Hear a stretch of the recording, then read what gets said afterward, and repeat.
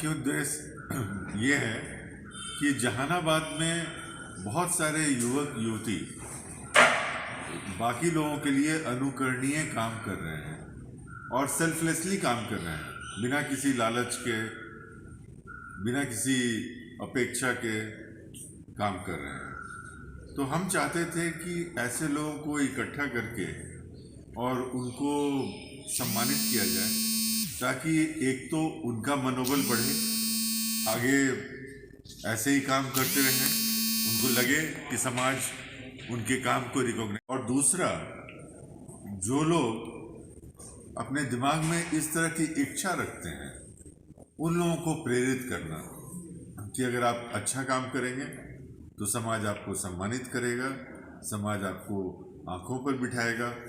तो इसलिए हमने सारस्वत, अखिल भारतीय सारस्वत परिषद के साथ मिलकर ये सम्मान सभा आयोजित किए और हमारे श्रद्धेय संग्राचार्य जी यहाँ पर उपस्थित हुए।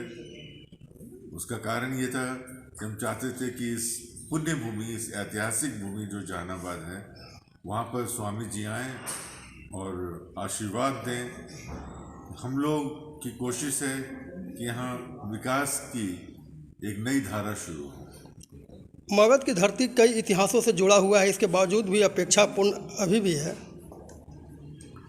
नहीं, तो इसी के लिए तो ज़रूरी है ना, और आप पत्रकार इसमें अहम भूमिका निभा सकते हैं, लेकिन आप अपना काम करेंगे, जनता को अपना काम करना होगा।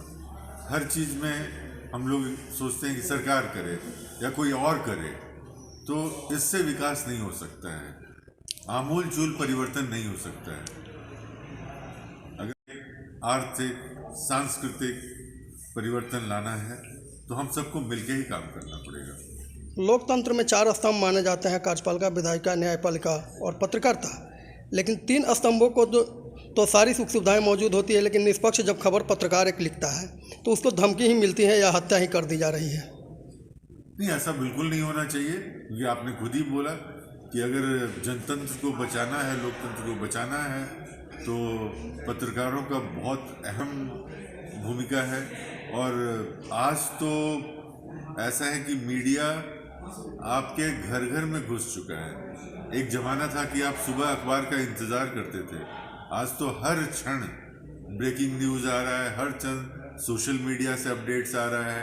ट्विटर है, इंस्टाग्राम है, फेसबुक है, यूट्यूब है, सारे विधाओं से आप तक समाचार पहुंच रहा है। तो आज पत्रकार की जो भूमिका है वो पहले से ज़्यादा अहम हुई है और उनकी सुरक्षा बिल्कुल होनी चाहिए, लाजमी है।